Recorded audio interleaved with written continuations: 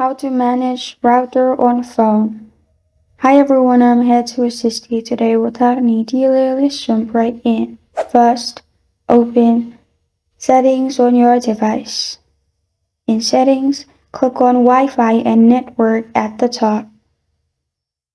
Then click on Wi-Fi. After that, you'll find the Wi-Fi you're connected to. Click on the gear icon beside the Wi-Fi you're connected to. Then click on Advanced at the bottom, which will expand. In here, you will find Router option or Gateway. It's the same thing. Hold on to it and you'll find this option of copying. Press on Copy in here. After you've copied everything, open Chrome and paste your router's number. After that, you'll find a login page. Log in with your Wi-Fi's password and name. Then you will be able to manage your router on your phone.